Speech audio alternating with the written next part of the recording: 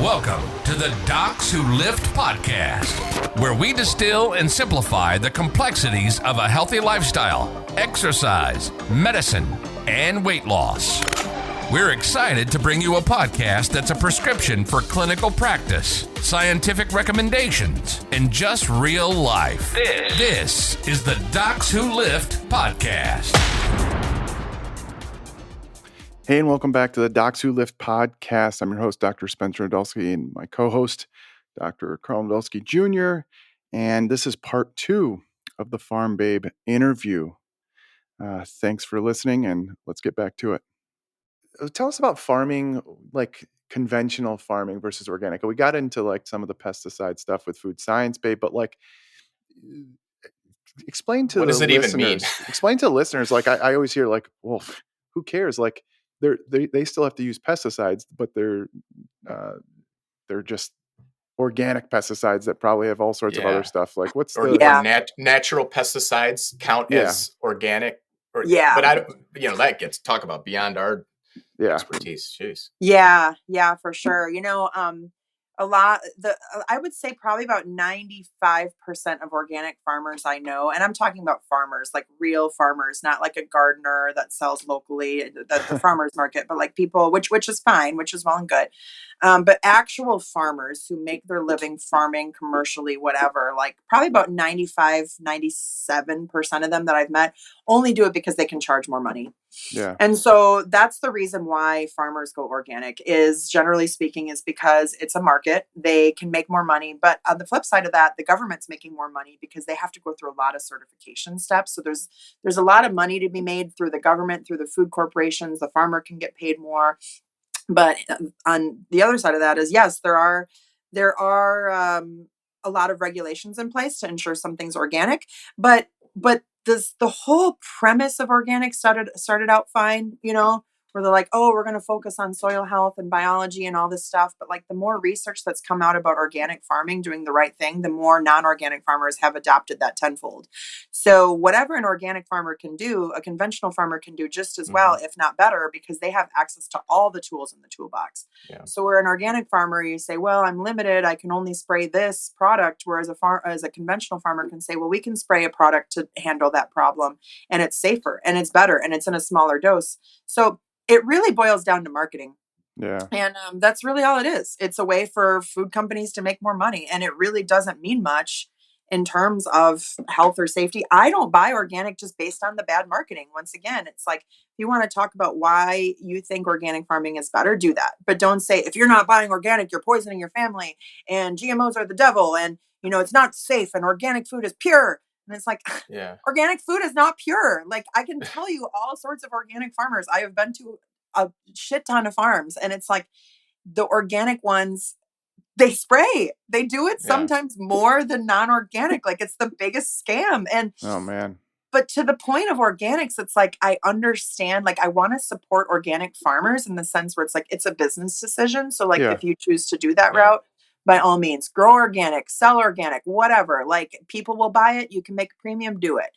But I would say in a lot of regions I've been to, organic farmers are switching away from it because they're paying so much to get certified. They're paying so much for all this paperwork and all this stuff. I've heard organic farmers say like, well, I'm not a farmer anymore now. I'm just like an office person. Like I'm just a paper shuffler now. And so, there's regulations in place, but then also with organic livestock, you're not really allowed to treat them with any type of medication. So, I used to raise about 700 head at a time of cattle and sheep myself I did that about 7 or 8 years. So I was a livestock farmer. I couldn't imagine somebody, actually it happened to me where I had a sick lamb and my veterinarian would not prescribe me the antibiotic I need. That's the other thing. Antibiotics, people think, oh, we're just out there just using all these antibiotics. You can't. Like I tried to get an antibiotic to help a sick lamb and my veterinarian couldn't do it because legally, because of the VFD, which the FDA rolled out in 2017, you cannot even prescribe these antibiotics unless you've been to the farm within the past 6 months and you have a relationship with that farmer. So the veterinarian was like, Michelle, I'd love to help you, but I haven't been out to your farm in the last 6 months and I cannot give you that prescription or I would lose my license. Wow. So, I was like, what the hell, dude? Like, this lamb is like, it's about to die. Like, I need your help, and he was really busy that day. So I ended up calling a different veterinarian that I knew had been on our farm in the last 6 months, and she was able to help me out. But for people to just feel like, oh, you can just pump these animals full of antibiotics. And it's like, no, it's not. Like, that veterinarian would lose their license if they, there's a lot of regulations in place. But it broke my heart because here I am watching this lamb suffer, but because the FDA and these regulations and this red tape and all of this stuff is actually preventing us from caring for our animals the way that we know how to, but we have to respect the laws and the veterinarians, their licenses. And so, there's a lot of moving parts, but it's like, we always just want to take care of that animal as best we can. And fortunately, the lamb was fine after I was able to talk to a different vet, but so it sounds like in the earlier 90s, there weren't as many laws, and they were pumping them full, which, we care as physicians, antibiotic resistance, and who knows what's going on. And I guess I'd like to know, does that actually matter? I mean, what are the harms of that stuff back from the 80s, 90s, and before, the pumping of antibiotics? Well, I hate the term pumping them full of antibiotics. Well, yeah. Let's just say that they used to be more commonly used, right? And then, they did find issues of antibiotic resistance, and they did find ways to improve, and they did crack down and all that stuff. So all that is fine and good, right? So I'm not opposed to regulations as long as the regulations are done and it takes time, right? I mean, the VFD and kind of phasing out those antibiotics takes a long time, because in the meantime, we've got decades worth of research learning better ventilation, computer, different data points, where exactly what that temperature is of that barn at all time. And it'll send you a text message notification that says, hey, barn 3 is, it's 5 degrees cooler than it's supposed to be. Well, that prompts you to say, ooh, I got to get out there and see what's wrong with my barn. Why is the temperature not right? And so it's technology. 20 years ago, we didn't have a text message notification. 20 years ago, we were using antibiotics because it's just what you needed to do. But now we're saying, yeah, you know what? We found a way to improve digestion, improve genetics, to try this different diet that helps them ruminate better, that helps rate of gain better. There's just every single day we're getting better and better and better. But that story is not always told. People have outdated information. You have people saying, well, I was on a farm and it was disgusting and there were all these antibiotics. And it's like, okay, well, when was that? Well, I don't know. I was a kid. Oh, okay. So you can't compare the iPhone 13 to the rotary phone. You know what I mean? Like it's just sounds like big pharma. So it's not to get too far, but I'm just trying to make an analogy for us. Back in the 90s, early 90s, late 80s, whatever, big pharma, they were giving cruises out. I don't know, crazy stuff. Football games, baseball. We missed out. We missed out. Yeah, and Spencer's been trying to figure out how to ruminate better for years.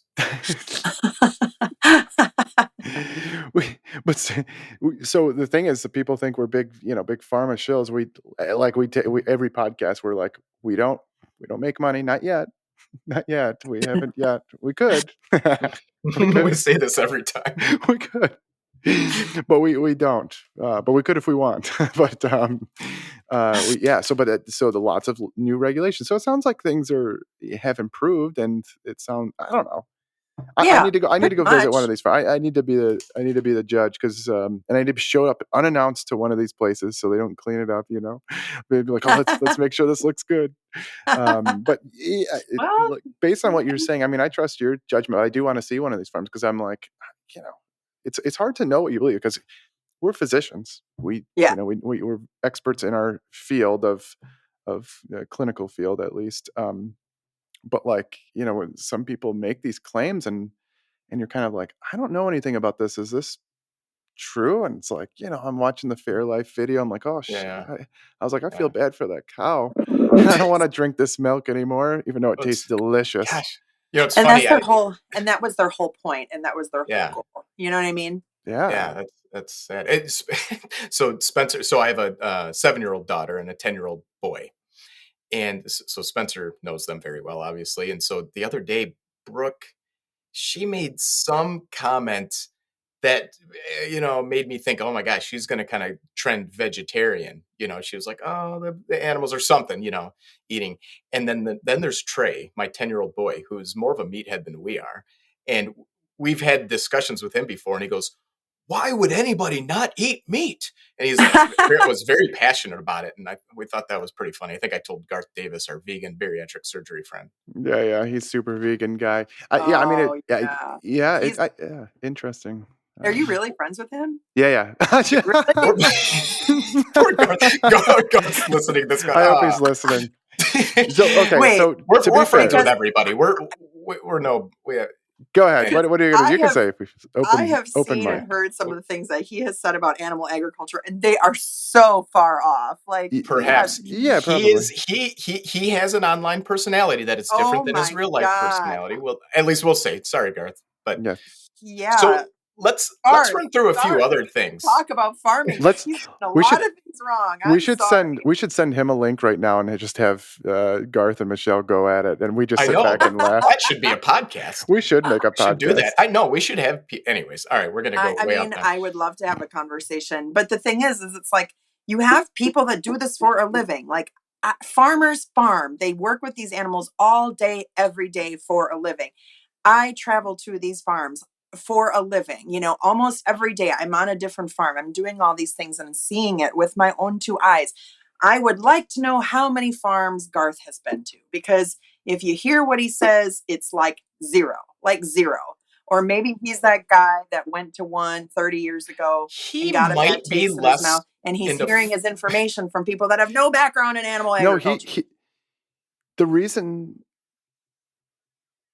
we should get him back. I think the way he turned vegan, and we can confirm this, but I remember him telling us he printed out pictures of abused animals, and it got him disgusted of animals. And I don't know if he might have visited a farm, and he discussed it. I'm not sure. We should get him on and ask him about it.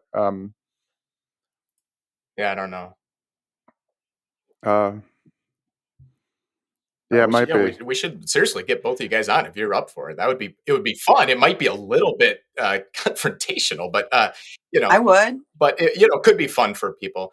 So I think I'd like to run through some other things too, because there's all sorts of stuff, and that we might have to do 8 different podcasts on these topics. But are you up for some other questions about myths, Spencer? I'm sure you have some questions, right? But tell us about, some of these myths that I've seen. So producing ethanol is, I'm just reading one right now. It says it's unwise because it takes more energy to produce than it yields. But I think that's a myth. Do you know anything about that?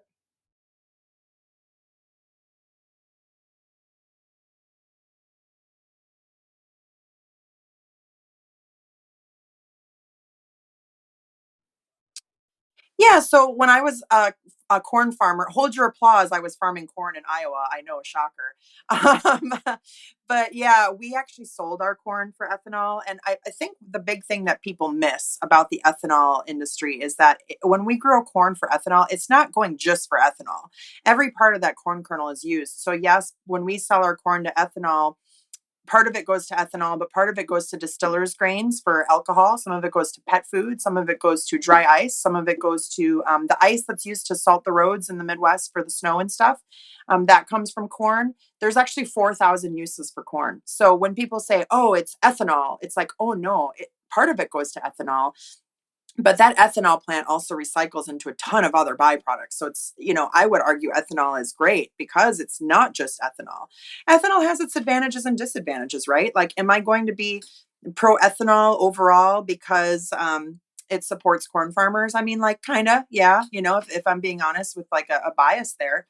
But I also think that people are missing all of the byproducts. That it's like, do you drink alcohol? I mean, where does that come from? You know what I mean? Like, nobody ever questions the carbon footprint. Don't you dare take away my whiskey, but nobody ever questions the environmental footprint of that. Where does ethanol alcohol come from? It comes from a lot of times corn, which comes from ethanol plants. Like, it's crazy. So there's a lot of different things about that. But yeah, I don't know. I mean, how can ethanol be that bad when you're growing it and producing it and processing it right all in the state of Iowa for Iowans. Like it doesn't get any more local and recycled than that. You know what I mean? Like yeah, seriously.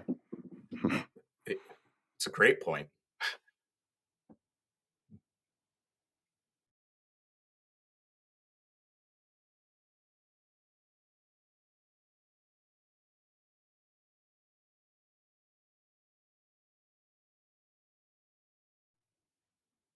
Yeah.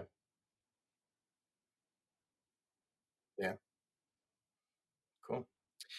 Cool. So other things. So, you talked about the environmental footprint. And so that's another, and I don't know if it's marketing or if it's how true it is, because, you talk about extremists and you get into the politics. We obviously care about the environment. We don't want to continue damaging our earth. And there are people out there who think that whole thing is a myth. What about the contribution of, like methane from ruminant animals such as cows and Spencer?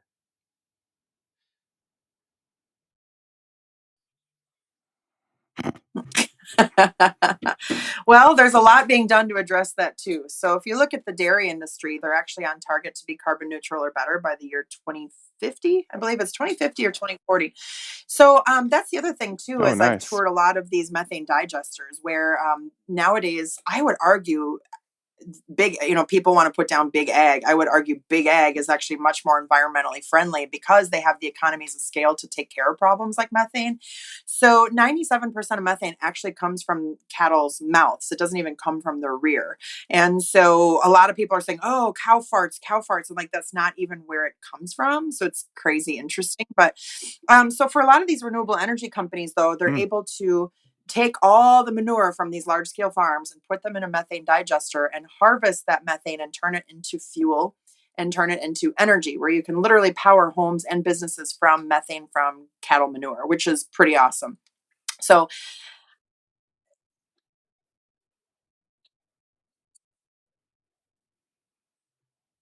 I can barely contain myself, because the more you just discuss that, the more I think Spencer is like that.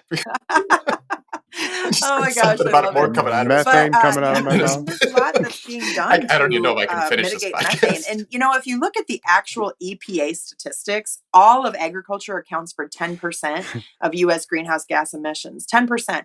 If you break that down further, 4% of that comes from animal agriculture, and just over 2% of that comes from cattle.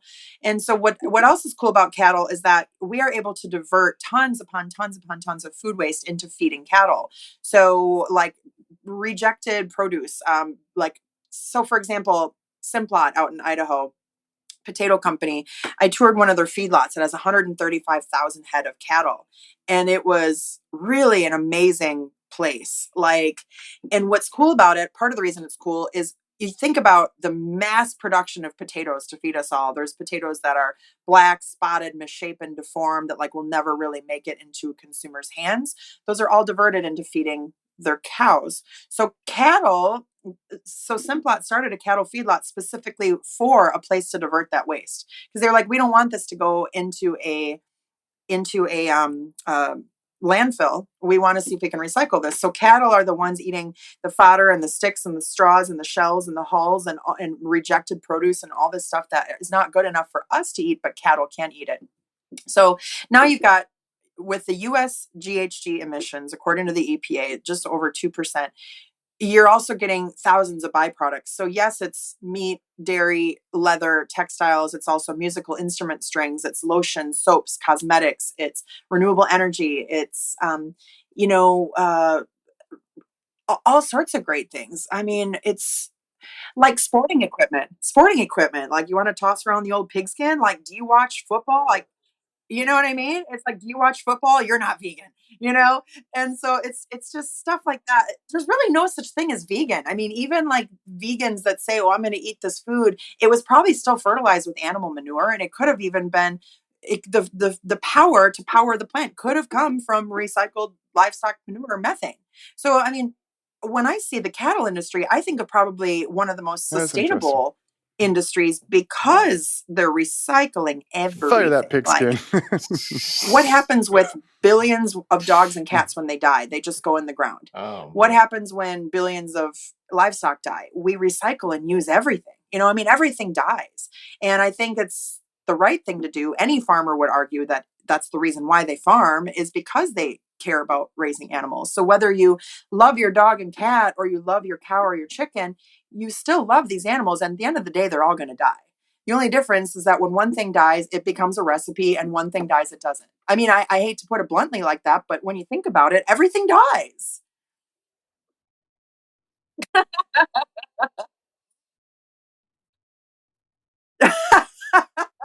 I'm just keeping it real. I am just keeping it real. It's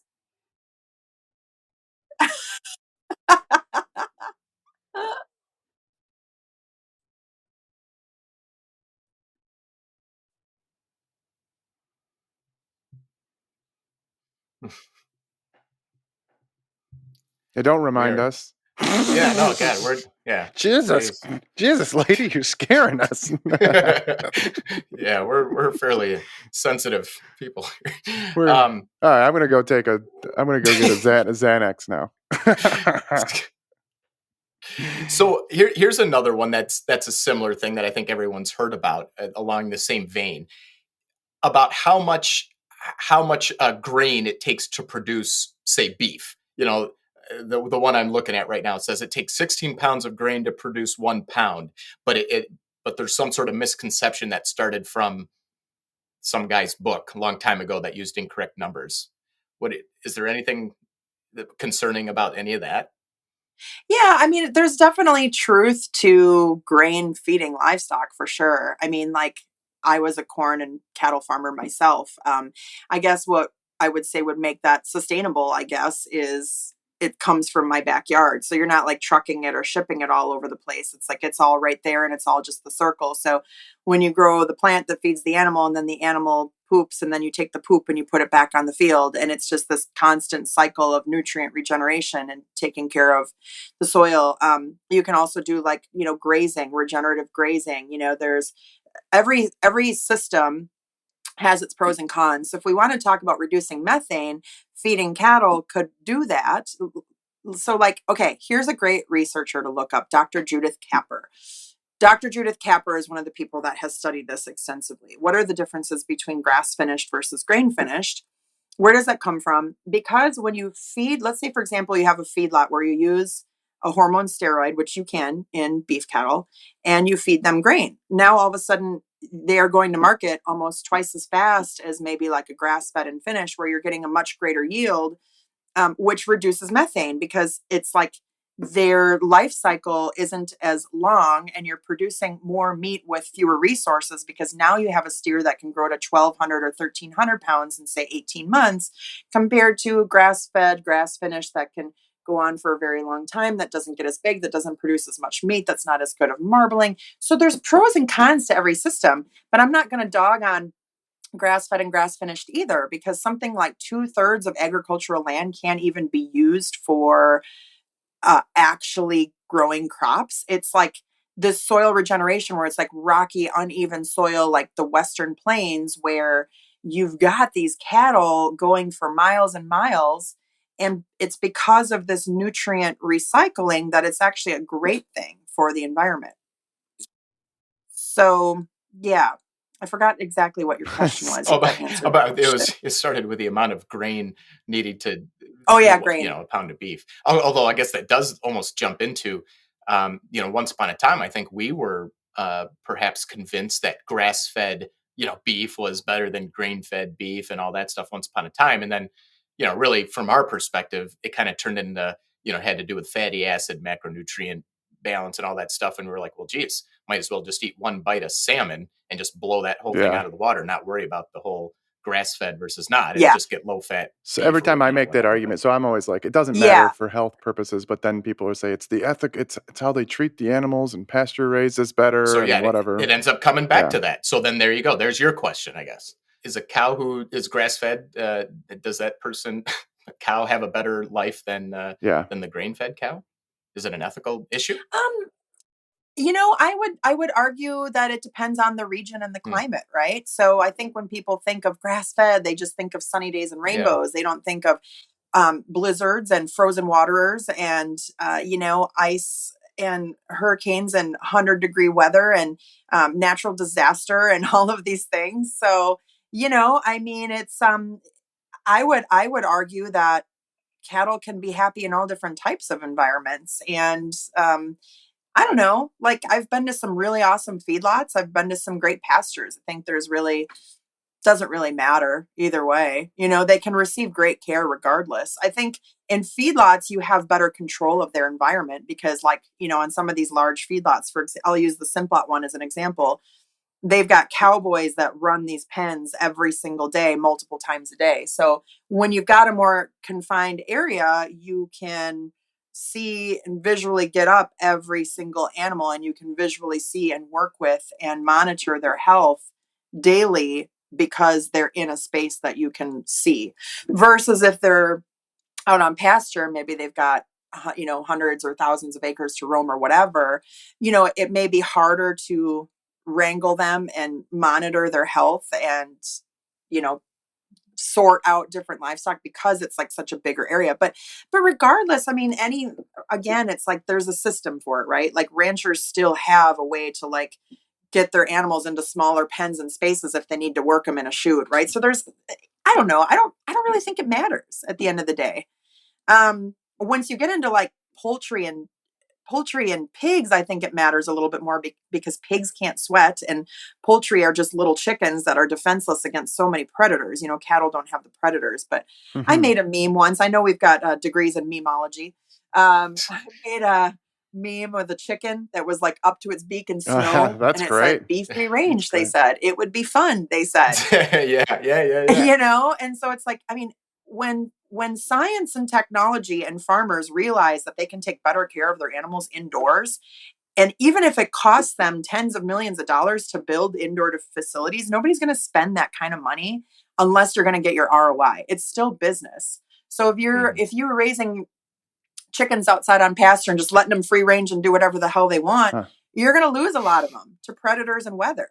Whereas, okay, now I just spent $10 million on these buildings because you can monitor, control their environment. They're in a climate controlled environment. It's kind of like us. Would you rather live outside 24/7 or would you rather be indoors where it's climate controlled? If you had to pick, being outside 24/7 would really kind of suck, like would, I want to go outside and go to the beach when it's nice out until it like thunderstorms and gets 20 below and like 110 degrees. Like, screw that. I want to be indoors where it's comfortable. Yeah. Seems like I've read a lot of children's books or watched cartoons about chickens and hens and stuff. Always getting eaten by wolves and coyotes and foxes. We think they're delicious and other animals think so too. Yum. Thank you so much. Great topic. And I look forward to the No Holds Barred with Garth Davis. And we're just going to be Danielle Bellardo on there. Too. We're going to be sitting back. We're going to be sitting back, just eating popcorn, laughing. Popcorn, like the Michael Jackson meme. Yeah, just snacking on. All right, here's the outro. This podcast is for entertainment and education and information purposes only. Remember, the physicians on this podcast are not your physician. It should not be considered professional or personalized medical advice. It should not be used to replace speaking with your physician or medical professional to discuss your specific health concerns. The topics discussed should not be used solely to diagnose or treat any condition. As a result, we are not responsible for any unwanted medical outcomes. The views and opinions discussed are of those of the host only and do not represent those of any other entities.